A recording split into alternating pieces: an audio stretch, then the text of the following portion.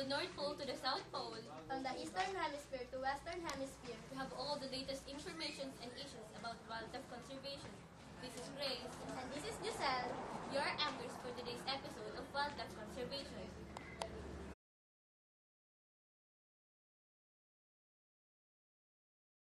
In this episode, we will know about What is wildlife?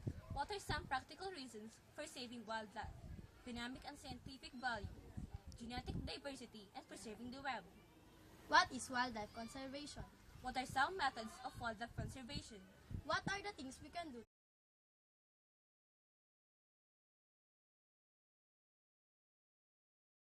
One way of setting limits on the number of living things killed is by enacting hunting and fishing laws. Such laws specify how many animals a hunter or a fisher is allowed to take from the wild. They may also restrictions on the species, size, and sex of the animals captured. In addition, hunting and fishing laws specify at which time the animals can be hunted.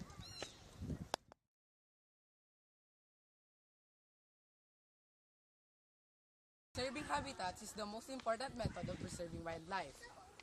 Habitats need to be preserved in places other than national parks and wildlife refuges. The zoo's parking meter is one way of raising funds for habitat preservation outside of government reserves. By buying land, conservation organizations ensures that the land will remain in its natural state. After all, the people who own the land are the ones who make the decisions about what will happen to it. Sometimes, preserving habitats is not enough. To save highly endangered species from extinction, it may be necessary to raise the reproductive rate or to get individuals to produce some offspring. But how can this be done?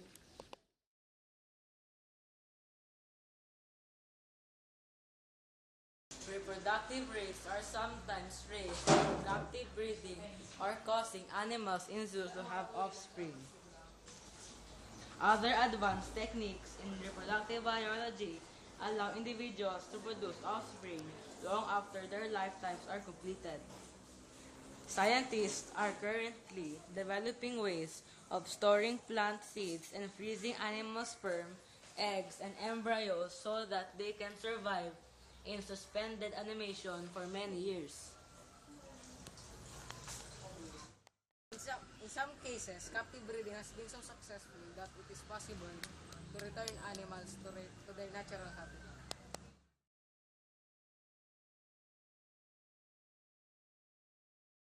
Conserving the Earth's living resources is a noble task. There are many complex social, political, and ethical issues that affect conservation measures. But achieving a balance between the needs of humans and the needs of wildlife is not impossible.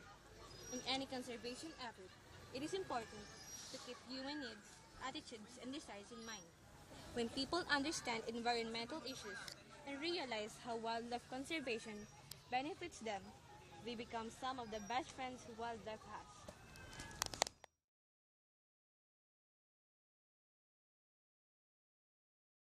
The first step in getting people to support the wildlife conservation is to make them aware that there is a problem. In many cases, the interests of wildlife and those of the majority of people are not in conflict. Thus, people do not have to be coaxed into liking conservation measures. Quite a lot, once they realize that their options matter, they can make a difference.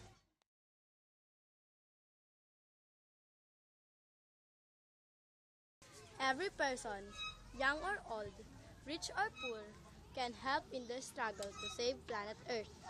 Even little things matter. The little efforts of a lot of people can make a big difference.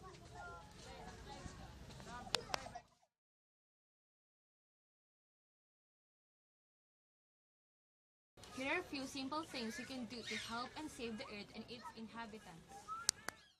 Recycle substances such as paper, steel, glass, and aluminum. This reduces the need for raw materials and helps save habitats from deforestation and mining.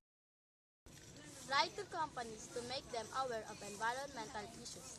This inspires them to find ways to do less harm to the environment and even to help people. Refuse to buy exotic pets, tortoise shells, ivory, furs, and other products made from rare and endangered animals.